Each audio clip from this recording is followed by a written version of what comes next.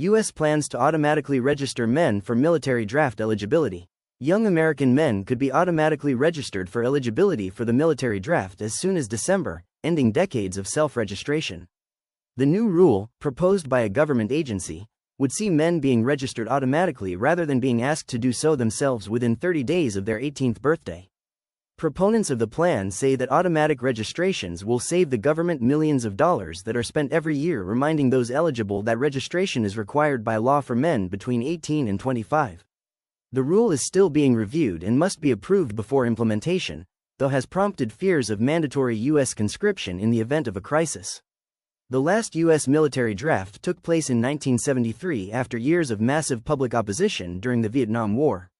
The government agency, the Selective Service System, SSS, submitted the proposal to the Office of Information and Regulatory Affairs on the 30th of March, according to the office's website.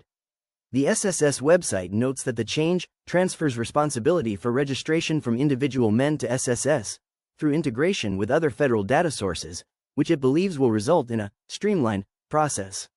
In the U.S., most men between the ages of 18 and 25 are already required to register.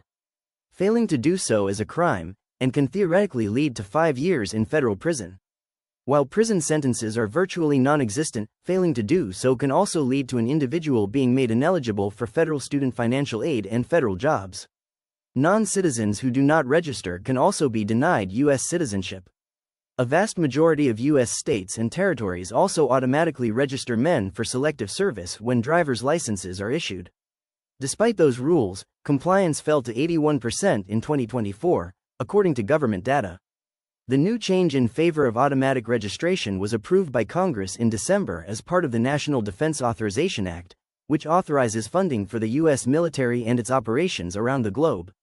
Pennsylvania Democratic Representative Chrissy Houlihan, who sponsored the language, was quoted as saying at the time that the move would allow the government to rededicate resources. Basically, that means money towards readiness and towards mobilization, Houlihan was quoted as saying by Military Times. Rather than towards education and advertising campaigns driven to register people. The change, however, prompted fears among some Americans that the U.S. is moving towards a military draft if the war with Iran escalates or a crisis breaks out in the future. White House Press Secretary Caroline Leavitt directly addressed a question on the draft and the possibility of U.S. troops on the ground in Iran during an interview with Fox News in early March.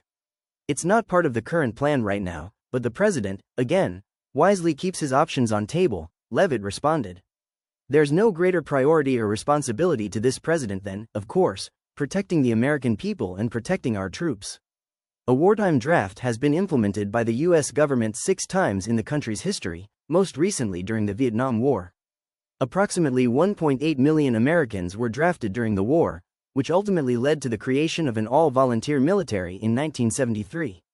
Selective service registration was reinstated by then-President Jimmy Carter in 1980.